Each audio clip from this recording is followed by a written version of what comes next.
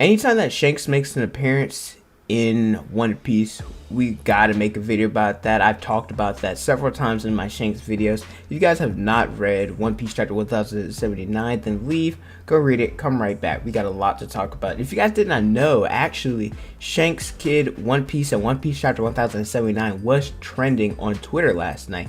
And I wish I could have done a reaction or a live reaction to when I was reading it, but well, my schedule's kind of busy, and at the same time, I don't know if necessarily you guys would want to see a live reaction. Maybe I might do it in the future, I don't know. But in my opinion, this was One Piece's best chapter of the year. And let's talk about it. If you guys enjoy regular anime content, make sure you guys like the video, subscribe to the channel, hit the notification bell so you guys never saw a new video. With that away, my name is Potential Unleashed, and let's talk about Shanks and why I think he's considered to be the strongest character in the series. Shanks wasn't one of my favorite characters in the series. I never hated him, but if like I made a top 10, he wasn't in top 10. After this chapter, he definitely is now.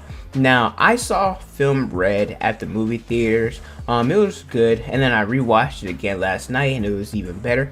I would put the clips in it. Well, actually, I saw it Tuesday, not last night. I forgot I'm recording this on Thursday. I would put clips in it, but at the same time, since it technically isn't officially released, if you guys catch my drift, I don't want this video to get copyrighted or anything like that. But Shanks in that movie, he had some highlights. He didn't do much, but he did have a little skirmish with Kizaru. He did help Luffy finish off Top Musica.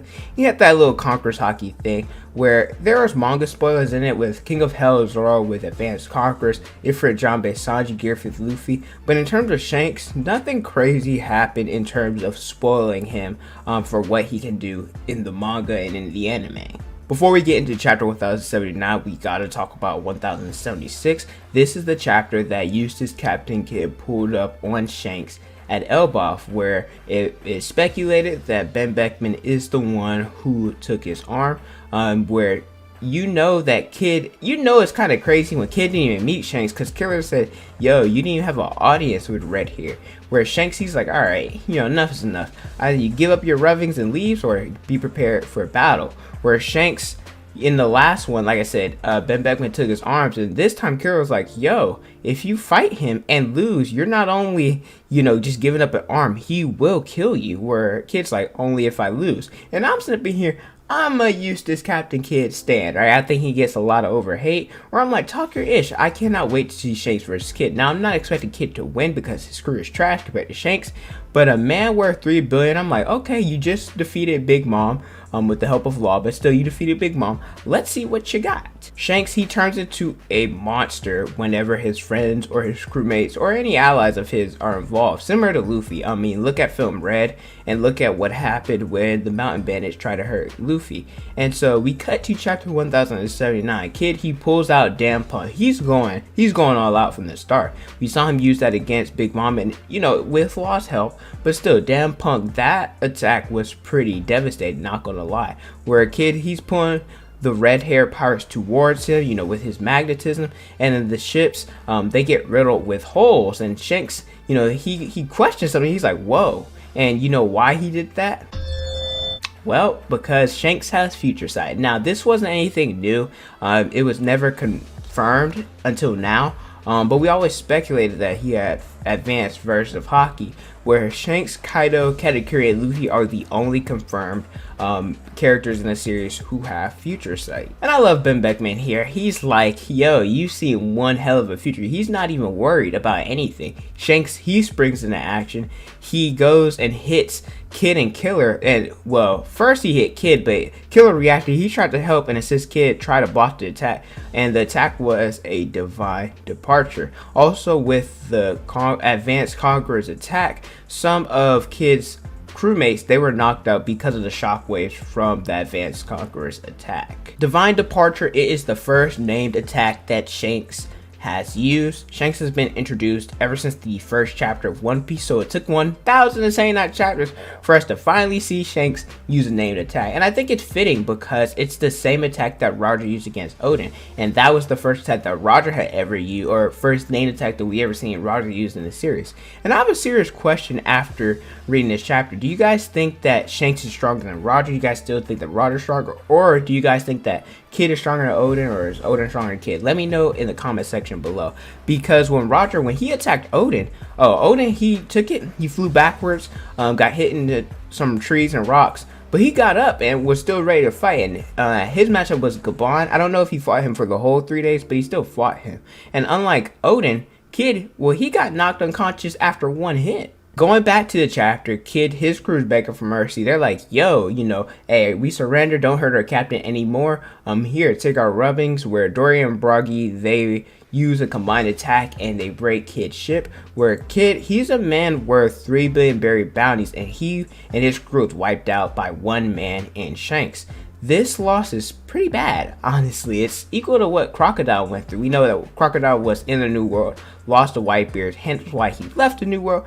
Because he couldn't, you know, that was a lot of shame to have to deal with. So now my question is, well, what is Eustass Captain Kid's next move? Because he's obviously not done.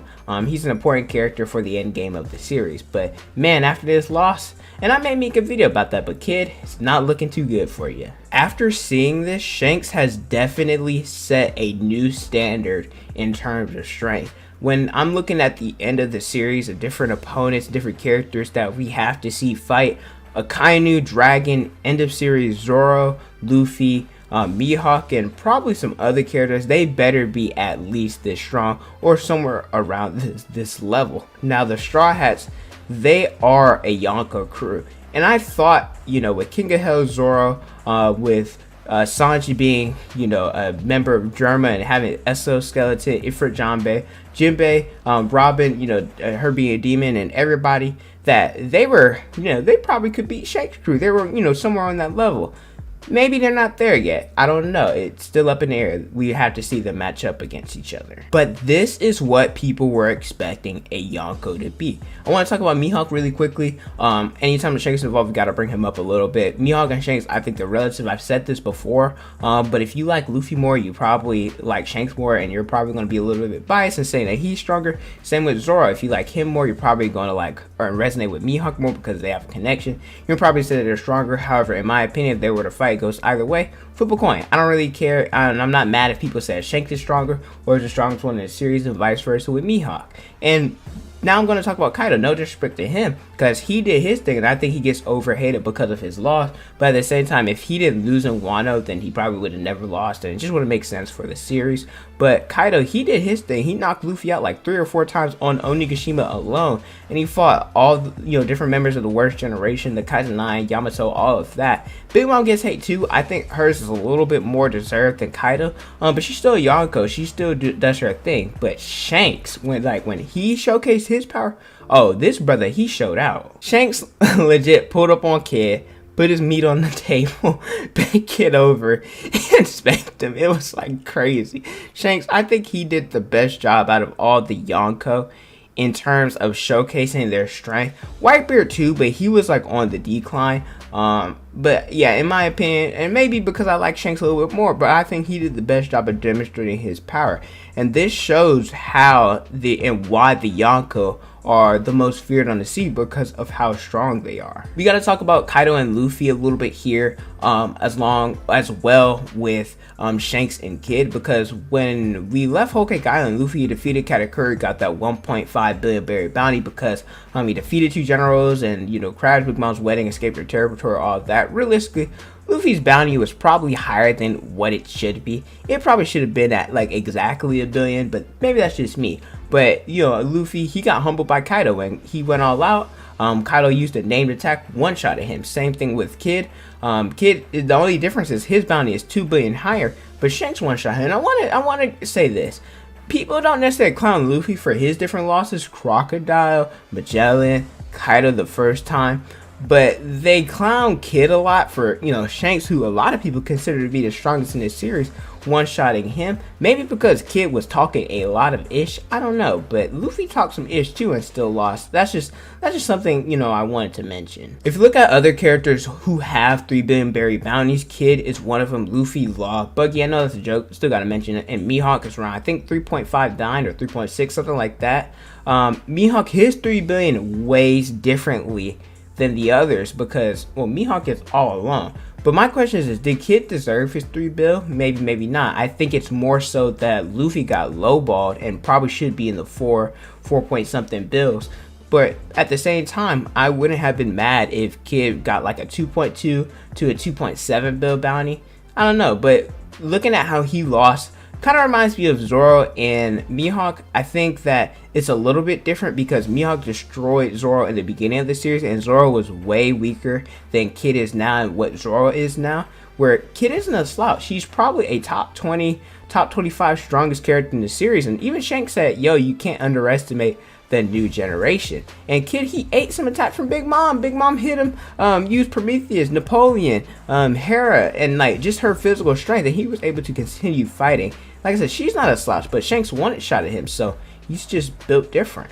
But Shanks has always been like this ever since, you know, the little bit that we get from him. He's been like this since the beginning of the series. How he scared off the Sea King with Conqueror's Haki on Whitebeard's ship when he was walking towards him. I don't know if he was using Conquerors or not. Probably was. But he made inanimate objects. He was breaking apart Whitebeard's ship just by walking on there. His mere presence at the Marineford War, like everybody was shook. Blackbeard ran away, didn't want to fight him. He stopped the Kainu. And then in Wano, he stopped Green Bull, used advanced conquerors all the way from the Wano, like the seas. And Shanks, you know, after demonstrating what he did with Divine Departure on on Kid, I think Shanks has the right to say, and I think Shanks is the strongest one in the series. But let me know how you guys feel about Shanks in the comment section below. Do you guys think that he is the strongest? Do you guys think that we're meat riding him and we're just doing recency bias? But thank you guys so much for watching. Don't forget to like, comment, and subscribe. Also hit the notification bell so you guys never saw a new video. Follow me on Instagram, Twitter, Snapchat, and TikTok. It's on the screen and in the description below. Thank you guys so much for watching, and don't forget to unleash your potential.